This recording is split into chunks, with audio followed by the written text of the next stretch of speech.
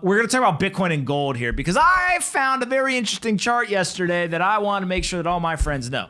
So last year in March of 2020, there was a liquidity crisis. What that meant was everyone was scared. They sold all their assets. They wanted dollars. And so all these asset prices sold off. Bitcoin went down 50% in a day. Gold was down like 15%.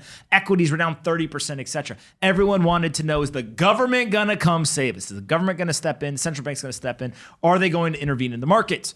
They did. When they intervened in the market, every single investor had to ask themselves, okay, now that I know that the government is going to step in, they have 2 emergency rate cuts. They're going to put interest rates down to 0. They're going to pump trillions of dollars into the economy. What should I do tactically with my portfolio? How should I allocate my capital in order to best position myself? Immediately, when people hear quantitative easing and they think about low interest rate environments, they start to worry about inflation.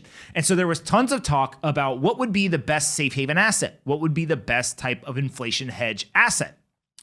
So yesterday, I was looking, and first, to make sure that everyone remembers, the Fed's balance sheet has exploded. It has hit an all-time high. We are now sitting at over $8 trillion, $8.2 trillion on the Fed's balance sheet. When we see the balance sheet that high, remember it was about $900 billion in 2007, 2008. So we're up almost 10x on the Fed's balance sheet. But then I saw this chart of comparing Bitcoin, gold, and the S&P 500. This chart specifically comes from casebitcoin.com, one of my favorite websites to look at all of the metrics and numbers around Bitcoin. And it's green, except for one little section. How is it that the entire chart is green, except for gold is down 10% over the last year? Absolutely bonkers. So literally, if you look at Bitcoin up 247% over the last year, the S&P 500 up 33%, gold down 10%.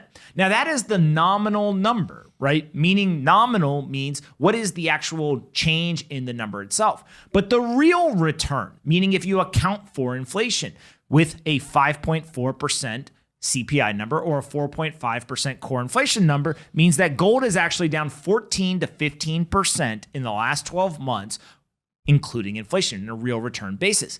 And so if you start to think about gold a year ago, telling investors gold will be down 14 or 15% in real terms, it'll be down 10% in nominal terms, they would have laughed at you. There is no way they would have thought that if the government was going to print trillions of dollars, they were going to drop interest rates to 0, and we would still see gold suffer. Absolutely dismal performance.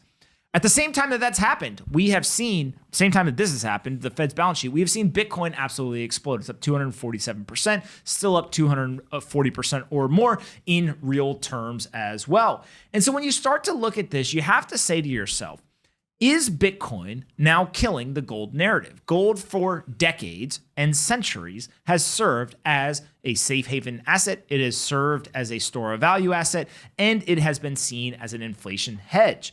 But what we're seeing here is that at a time when investors needed a safe haven asset, they needed a store of value, gold was destroyed. Is the narrative dead? Joe and John, you both are in your 20s. Do you have a single friend that owns any gold? No.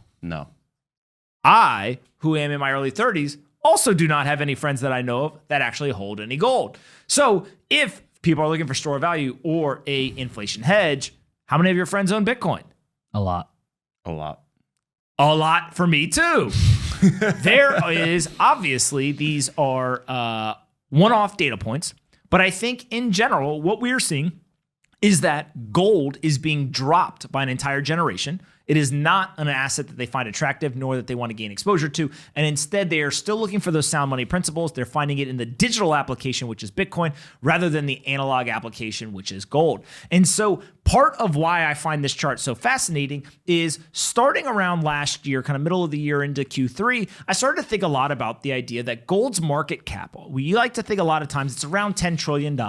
And people come up with these prices around $400,000, $500,000 of Bitcoin will eventually surpass the gold market cap. But I actually think it's going to happen much sooner than that. And it's not because necessarily Bitcoin's price has anything to do with it, as much as gold's market cap is likely to continue to contract through the 2020s. Now, what that would mean is that more and more investors start to sell their gold. They are pushing the price down. As that price comes down, the market cap comes down, and they are choosing to allocate capital somewhere else. Last year in Q4, I believe it was, central banks around the world for the first time were net sellers of gold rather than net acquirers of the asset.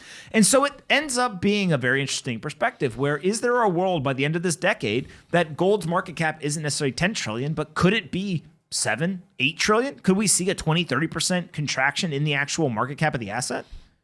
Yeah. So I was looking at the correlation of gold to inflation earlier. So if you look at, 0 being not correlated at all, 1 moving in perfect unison with it, gold over the past 50 years has a correlation of 0.16. So it's on the lower band of that, having essentially no correlation to inflation over the last 50 years. So no matter how much inflation has hit, really, gold hasn't necessarily It doesn't responded. move with it, yeah. Did you happen to see what Bitcoin's was? No, so this only measures gold. Only gold. Yeah. Another piece of this that I find very interesting is that the gold narrative of security and sovereignty, right? Like I have the physical gold, is completely getting destroyed by Bitcoin because John, myself, you, we grew up with smartphones in our hand, and this is where the assets that we own are held, not necessarily being held on physical gold in a vault or safe in our closet, under the bed, under the mattress, whatever. Do you think for crypto to rise kind of to that like $9-10 trillion market cap, that gold has to basically come down? I don't think that Like it has to steal its market cap almost? I don't think that there has to be an inverse correlation where Bitcoin's market cap grows and gold's contracts in order for Bitcoin to continue to grow and eventually reach a $10 trillion market cap. But I do think that that is a natural effect of Bitcoin's market cap growing. And it's because when you look at the market of potentially new buyers or people who would want to own Bitcoin, there's an entire segment of the population in the investment community that already understands sound money principles. It's outside the system and no one can create more of it. Once they see, wait, I own the analog version, there's a digital version, that digital version has some advantages that the analog version doesn't, I think you'll start to see a shift of capital into the digital version.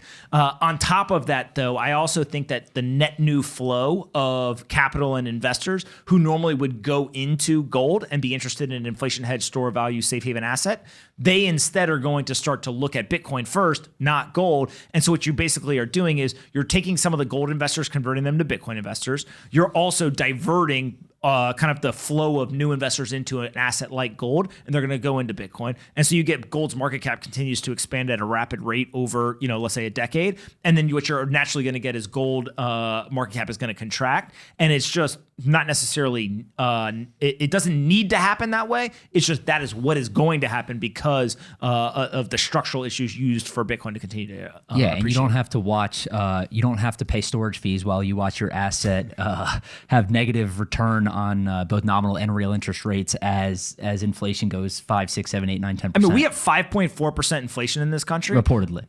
Allegedly, that's the official number. Yeah. And we literally have gold down 10%. Like it failed as an inflation hedge. Yeah. Failed, done, F-, you're out as an inflation hedge.